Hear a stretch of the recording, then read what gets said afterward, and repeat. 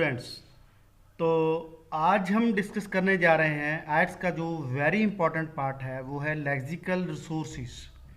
Lexical resources जैसा कि आपको पता ही है, अगर मैं स्पीकिंग की बात करूं, स्पीकिंग के पैरामीटर्स की बात करूं, तो उसमें 25% जो पार्ट है वो लेक्सिकल सोर्स का है। लेक्सिकल सोर्स का मतलब है कि आप अनकॉमन वर्ड्स कितने यूज़ कर सकते हो, या आप सेम वर्ड दोबारा दोबारा तो यूज़ नहीं करते। तो अगर आप स्टूडेंट्स एक ही वर्ड को, वो भी कॉमन है, और दोबारा दोबारा यूज़ कर रहे हो, तो आपके लेक्सिकल सोर्स के बैंड्स कटेंगे। और अगर मैं राइटिंग की बात करूं, उसमें भी जो 4 पैरामीटर्स हैं, task response, lexical source, coherence and cohesion, and fourth one is of grammar. तो उसमें से भी लेक्सिकल सोर्स जो है वो 25% रोल प्ले करता है। और अगर मैं रीडिंग की बात करूं, तो रीडिंग में भी आपका जो स्कोर है वो तभी अपग्रेड होगा जब आप वर्ड्स के मीनिंग क्लियर हैं आपको, तभी आप आंसर दे पाओगे। तो मैं आज इस जीडी इन्फोटेक के सेशन में कुछ लेक्सिकल सोर्सेज डिस्कस करूंगा, ताकि आप उसे एग्ज़ाम में यूज़ करो और अपने बैंड जो हैं वो अचीव कर सको। सबसे पहले है स्टूडेंट्स टीचर्स। टीचर्स हमें सभी को पता है कि जो हमें पढ़ाते हैं स्कूल में या इंस्टीट्यूट में, उसे हम टीचर्स बोलते हैं। और बहुत सी टास्क्स में टीचर यूज़ किया जाता है, स्पीकिंग सेशन में भी और राइटिंग में भी।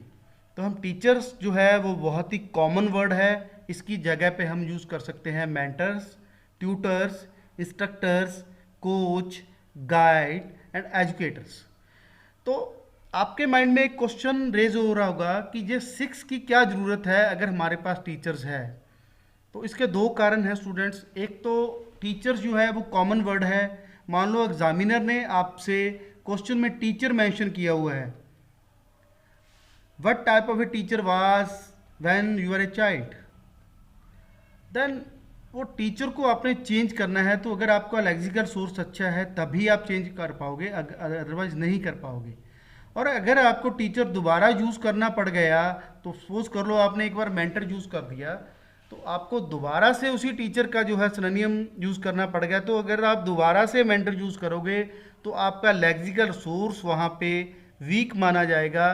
तो वहाँ पे आप ट्यूटर्स और इंस्ट्रक्टर यूज़ करो सेकेंड टाइम, ताकि रेपिटेशन ना हो।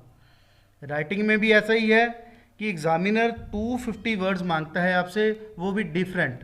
तो आप अगर एक ही वर्ड यूज़ करोगे तो आप बैंड जो है अचीव नहीं कर पाओगे। उसके बाद हमारा सेकंड वर्ड है प्रोफेशन। प्रोफेशन क्या होता है? प्रोफेशन है जिसमें हम अपनी सर्विसेज देते हैं, लेकिन उसके बदले कोई भी चीज़ नहीं देते। गुड्स जो है उसका आदान प्रदान नहीं होता, उसको हम प्रोफेशन बोलते हैं। जैसे कि प्रोफेशन वकील का है, डॉक्टर का है, तो उसे हम प्रोफेशन का नाम देंगे, और उसकी जगह पे हम वोकेशन या ऑक्यूपेशन वर्ड भी यूज़ कर सकते हैं। तो स्टूडेंट, अगर प्रोफेशन है तो हम उसकी जगह पे ऑक्यूपेशन और वोकेशन जो है वो मेंशन करेंगे। तो उसके बाद हम मूव करते हैं आगे थर्ड वर्ड की ओर। जो थर्ड वर्ड है हमारा डिक्रीज, ये टास्क 1 में बहुत ज़्यादा यूज़ होता है, क्योंकि जब हम ट्रेंड्स को एक्सप्लेन करते हैं तो कभी ट्रेंड इंक्रीज़ हो गया, कभी डिमिनिश हो गया, कभी जो है किसी और जो है ट्रेंड को हम शो करते हैं, तो हमें इसे यूज़ करना पड़ता है। लेकिन ये बहुत ही कॉमन वर्ड है, इसकी जगह पे हम डिमिनिश, प्लंज, प्लमेट, स्लम्प और ड्रॉबोर्ड, ये आप याद कर लें।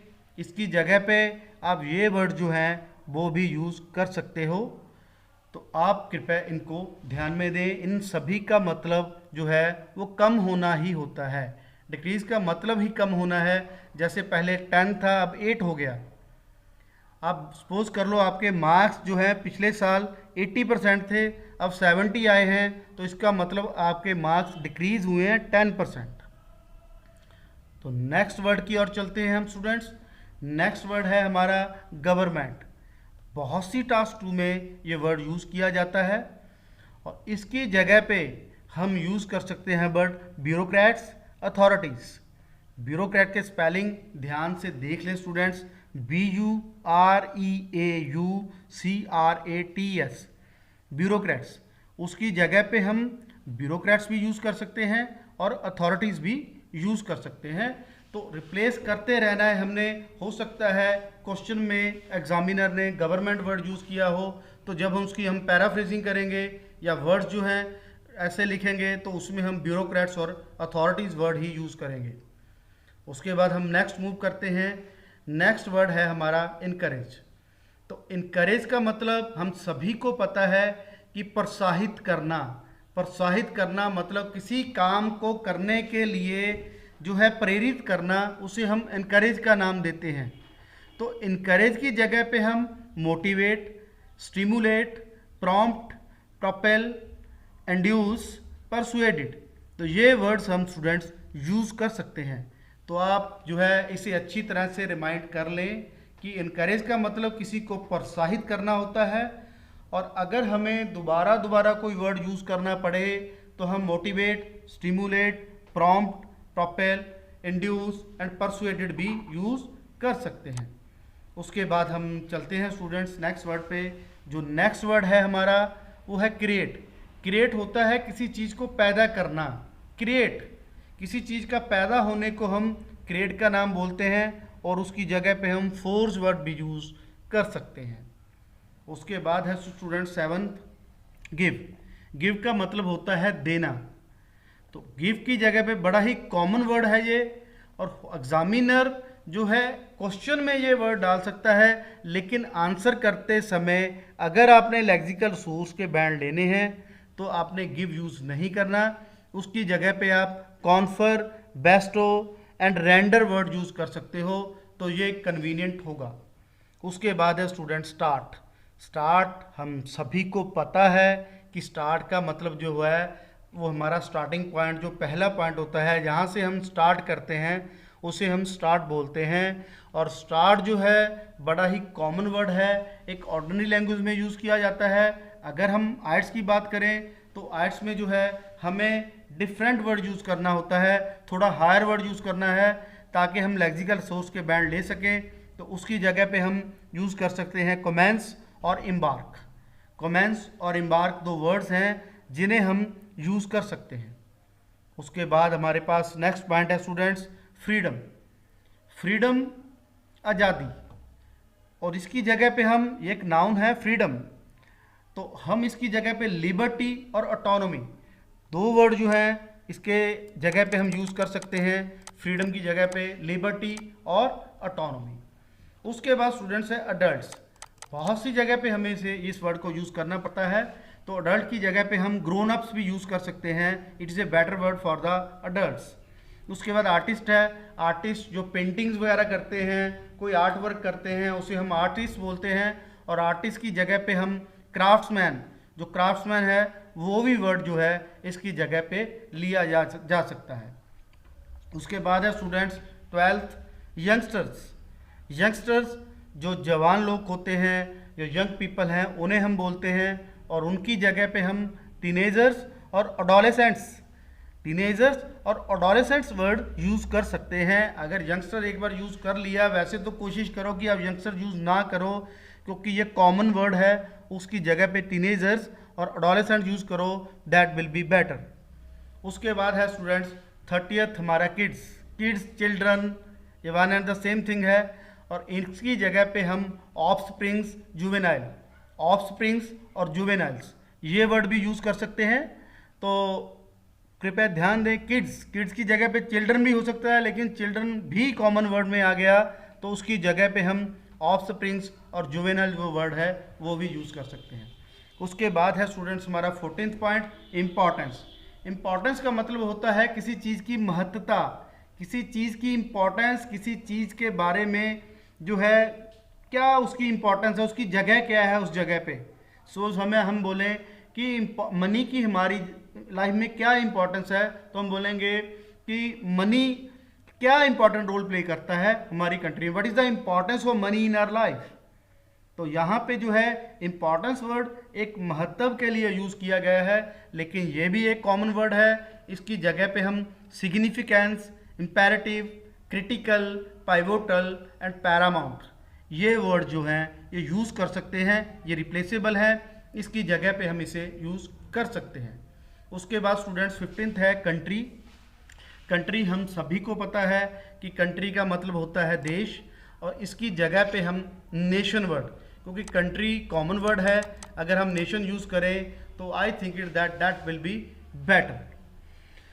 उसके बाद स्टूडेंट्स 16th है ट्रैवलिंग। अब ट्रैवलिंग हम सभी को पता है यात्रा, और इसकी जगह पे हम कम्यूटिंग वर्ड यूज़ कर सकते हैं। लेकिन स्टूडेंट्स एक बात ध्यान रखना, कम्यूटिंग तभी यूज़ करना अगर जो ट्रैवलर है वो डेली वहाँ पे जाके फिर वापस आता है। जैसे कि कुछ लोग ऑफिस में काम करते हैं, थोड़ी दूर उनका ऑफिस है, तो वहाँ वो डेली जाते हैं बाई बस और फिर वापस आते हैं, तो उन्हें ट्रैवलर्स नहीं बोलेंगे, उन्हें कम्यूटर्स ही बोलेंगे। मतलब अल्टीमेट मेरा कहने का मतलब है कि शॉर्ट जर्नी जो होती है, जो विद इन ए डे वापस आना होता है उसी जगह पे, वो जो ट्रैवलिंग होती है उसे हम कम्यूटिंग का नाम देते हैं। तो कम्यूटिंग वर्ड लगाने से पहले थोड़ा ध्यान रखना।